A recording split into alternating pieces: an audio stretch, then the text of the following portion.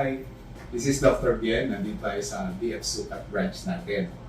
At nakakatuwa dahil ang nagpunta sa atin ay si Maria Villa. Maria Villa, na nakita tayo sa Facebook. Say hello naman. Paano mo kami nakita? Kilala? Si nanay po yung nakapag-search po sa I sa see. Facebook. Okay.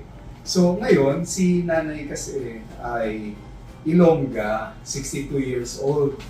Nagtatrabaho daw siya para sa mga laurel. Naalala niyo yung mga dati nating politiko.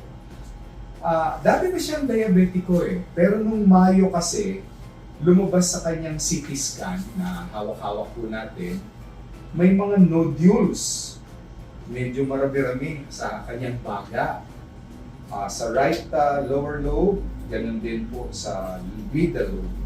So, ang goal natin, hanapin natin bakit nagkaroon siya ng nodules.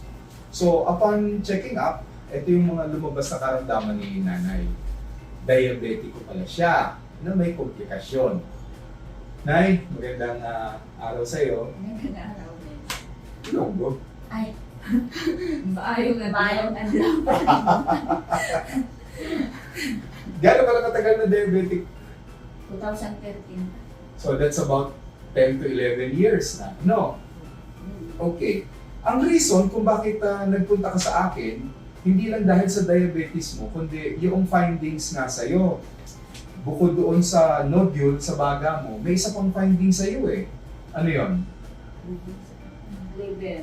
Anong problema sa liver mo? Ay bukol. Ayun, nagkaroon ng bukol sa atay na nakita nila sa CT scan ulit. Sa ito po. So, tinignan natin yung kanyang laboratorio na kung tawagin ay AFP or alpha-fetoprotein. Alam mo kung ano resulta? Opo. Paano ba sa Iloilo ang Ilonggo ang mataas? Mataas masyado yung numero mo, more than 1,000. Ang normal, nasa mga 5 to 6 lamang. No? So, doon tayo mag-worry. Mahanggod. Mahanggod. Okay. Pero, tinutulungan natin si nanay to manage her diabetes, also to help yung problema niya sa atay, ganun na rin yung sa baga. Okay, kwentuhan mo nga kami, Nay. Dati ka ba may bisyo? Wala. Hindi. Okay. Ano mga nararamdaman mo dati? May sumasakit na sa'yo? Ano lang, gilid ko. Sumasakit. Ngayon, May sakit ako sa bato ngayon, sumasakit pa ba? Kung isa lang. Yung isa? Ano mga nararamdaman mo sa ngayon? May pagbabago pa yung 10 beses na nagpapasyal ka sa clinic natin. Doon. Ano pagbabago? Pagsik ng lawas ko. Na gano'n? Lumakas. Lumakas, ano pa? Tapos parang hindi na ko nahapo. Hindi na nahapo. Alright. So kung makikita natin si nanay, unang-una, hindi siya naninilaw. So pwedeng ilapit natin siguro para makita natin si nanay. Ano? Hindi naninilaw si nanay. And that's a good sign. Pangalawa, wala naman akong nakakapangbukol din sa kanya at hindi naman sumasakit. Wala rin siyang manas. Mukhang malakas din. At balak mo na bang bumalik sa Iloilo? Nandun ba yung pinagtatrabahuhan mo na taga Texas ba yun? Diyan sa Muntinlupa.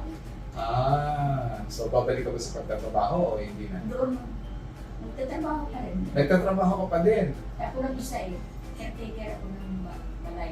Balay, that's good. So caretaker. So alagaan din natin yung katawan mo. Tama?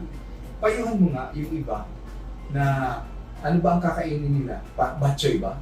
Hindi. Sa Ilonggo, batchoy, di ba? Batsoy. Sa Batangas, bulalo, di ba? So, Oh. yung ba ang bagay na dapat nila kainin? Sabihan mo sila, Ilonggo ha? Anong dapat nila kainin?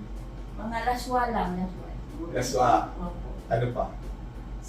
Isda. Isda. Mga inihaw na isda. Ganun yun. Okay. Gulay. Tapos in-steam na nga mga gulay. At saka isda. So, masasabi mo ba, Nanay Cynthia, na mas better ka na ngayon? Oo. Pasalamat tayo kay Lord sa taas.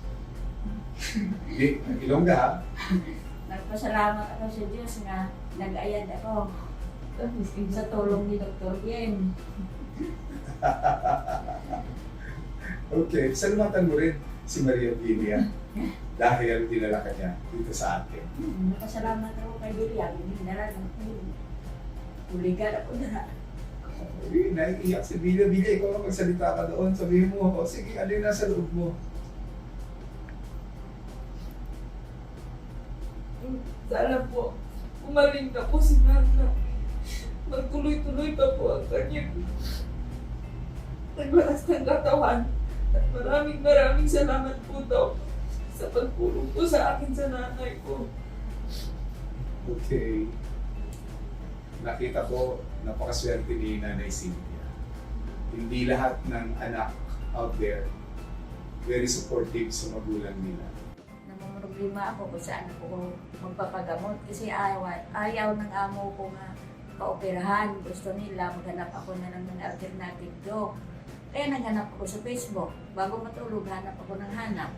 Nakahanap ako kay Dr. Bien. Sinubukan ko. Eh ngayon, gumaling na rin ako. Sa awa ng Diyos.